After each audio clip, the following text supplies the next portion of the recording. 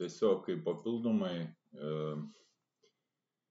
civilinis kodeksas, jis niekam nesiskiria nuo kitų, tačiau kas yra susiję su jungtiniam tautom, tai juridinio asmenų likvidavimo pagrindai, tai būtų taikoma kaip ir jungtinių tautų organizacijai, kas yra parašyta juridinio asmens dalyvių skaičiaus sumažėjimas mažiau nei įstatymo leidžiamas minimumas, jeigu juridinio asmens dalyvis per 6 mėnesius po tokio sumažėjimo nenutarė juridinio asmens reorganizuoti ar pertvarkyti.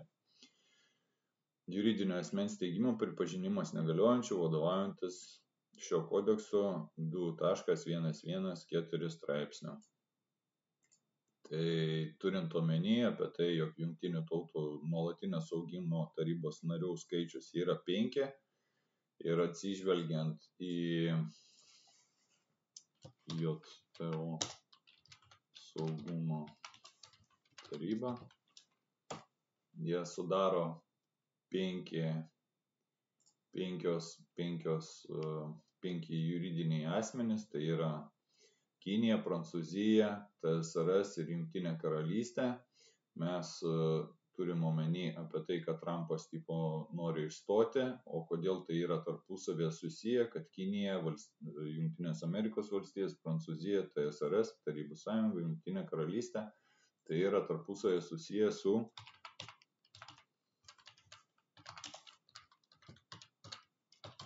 kooperatyvo įstatymu ir kooperatyvo įstatyme yra nurodyta, jog tuoj parodysim, nurodoma, tiesiog užmačiau tokį dalyką, kad nepamirščiau, steigimas. Statusas kooperatyvinė bendrovė yra juridinis asmuo ir gali užsiimti veikla, kurio nedraudžia Lietuvos Respublikos įstatymai.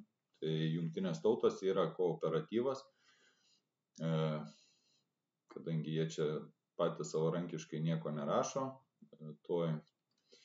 kooperatinės bendrovės steigėjas gali būti ne mažiau kaip 5 Lietuvos Respublikos piliečiai sulaukę 18 metų arba piliečiai ir juridiniai asmenys registruoti Lietuvos Respublikoje. Lygiai tas pats yra taikoma, ko gero, ir kur yra steigėjai, tai lygiai taip pat matom Jungtinių tautų tarybą.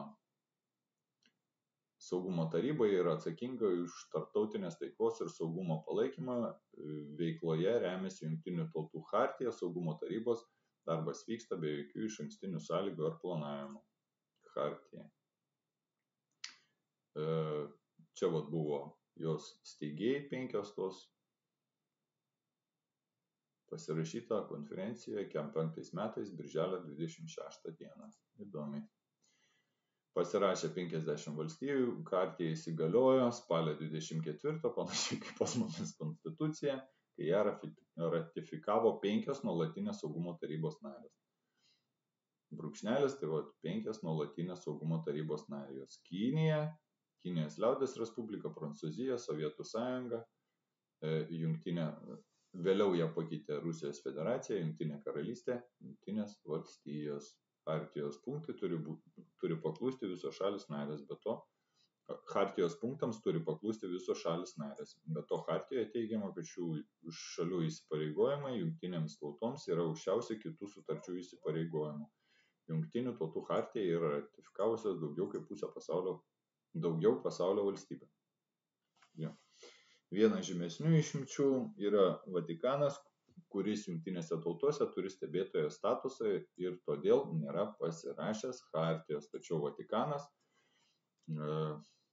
Jungtinių tautų organizacija, vadovaujasi Romos statutu. Valstybės tik tais priėmusios Romos statutą gali dalyvauti tarptautinio baudžiamojo teismo procesuose. Tai yra teismo Romos statutas. Toks, dėl to Vatikanas ir yra stebimas. Bet kas liečia, tai čia papildomai.